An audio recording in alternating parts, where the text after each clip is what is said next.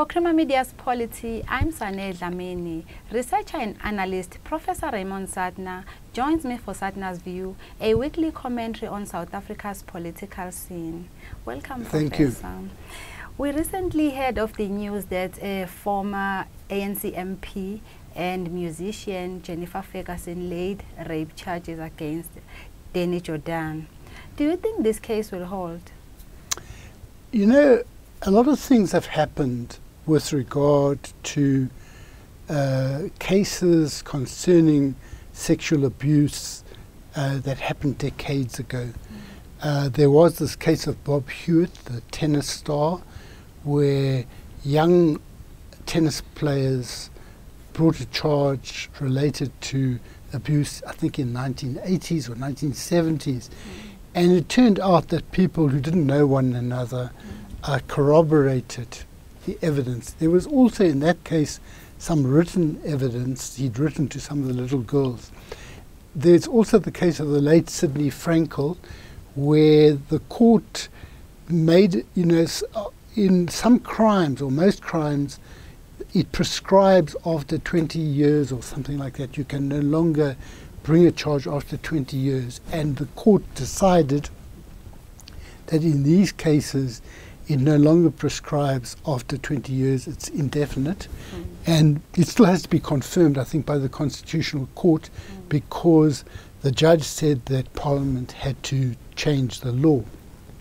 And we also have the situation in America where there is a widespread movement.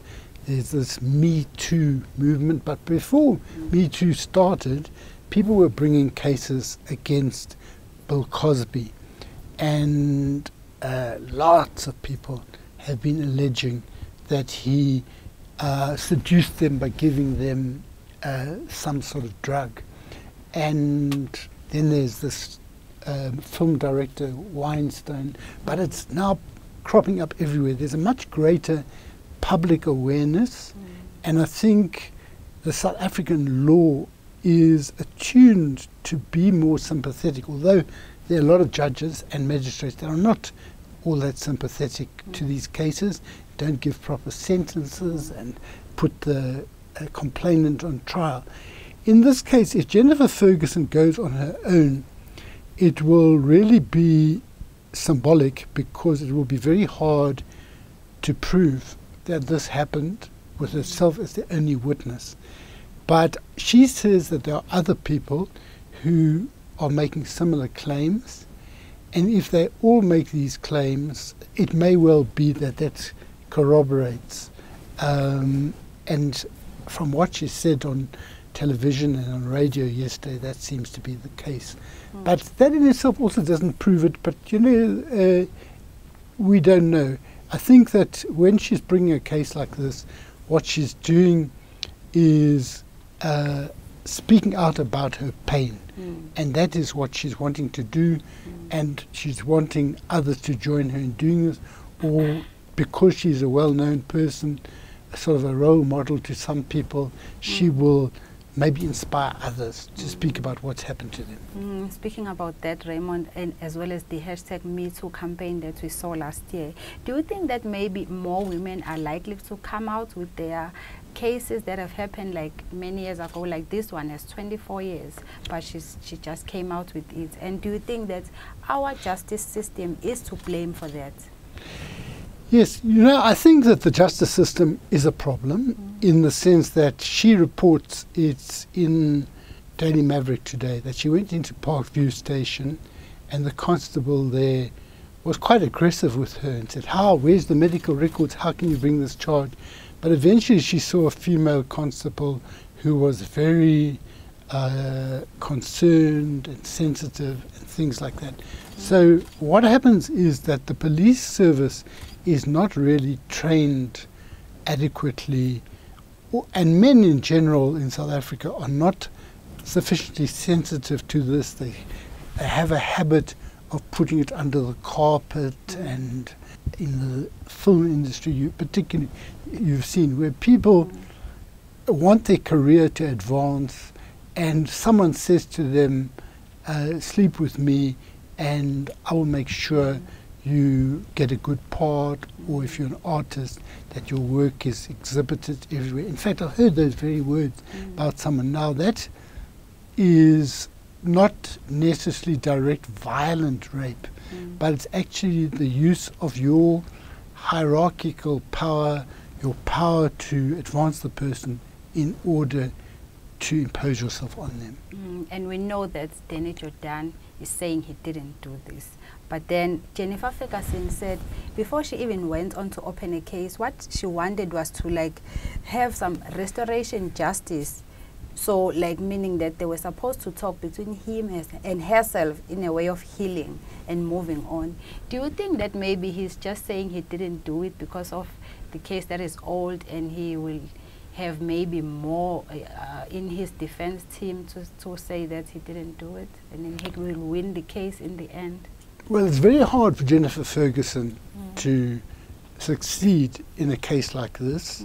And I think that even though she believes in talking things out, if he were to talk it out, he's actually admitting that he did rape her. And so to me, it suits the temperament of Jennifer Ferguson to talk it out as human beings, recognizing common humanity, forgiving Danny Jordaan, all these things. Now, some of us are not as generous as that. And I personally would not have tried to talk it out. I would rather just go with the court case, try and get him behind bars and all that sort of thing, if assuming that there was a rape, which I do believe Jennifer Ferguson. When I say that, that doesn't mean that I'm a court. Court still has to decide that. However, Jordaan will have he's a fairly well-off person, so he presumably can bring lawyers who can ensure that he's got a very good chance of winning the case. It's probably it's very difficult, but we don't know now with this thing of lots of others how he's going to handle it. He thought by keeping quiet it would just go away, but it's not going to go away. We also saw a case of former President Jacob Zuma and Kwezi. It also drew a lot of attention in the media and the whole world. Do you think that maybe this case will have a meaning for South Africans as well? It'll get a lot of publicity. You know, she's not so well known now, but Jennifer Ferguson was a very well-known singer in the 70s, 80s, 90s, and I was in Parliament when she was an MP, and she sang when she gave her first speech in Parliament. She was a very well-known person, and Danny Jordaan is very well-known. He's well-known all over the world as a football manager. And lastly, Raymond, do you think that maybe South Africans, especially those women who've been abused before, will come out and report their cases out of fear? Well, I think this thing, I think what Jennifer Ferguson hopes is that she will embolden people to come out and report the abuse that is going on every single day in South Africa and all over the world from what we can see. And it's part of, you know, rape is an assault. It's part of a disrespect for the humanity of women. It's not, it's called a sexual offense, but it's not out of sexual appetite. It's actually imposing of your will on the other person. And I think a lot of people have this, and sometimes happening in the family and things like that. And there are a lot of reasons why people don't raise the fact that they've been raped and sit with it for 20, 30 years. And I think the fact that she's come out with it after all this time, I wouldn't be surprised if, like America, United States of America, you find something similar happening here. Thank you, Raymond. That was Professor Raymond Suttner speaking to Crima Media's Polity about the rape charges against Danny Jordaan.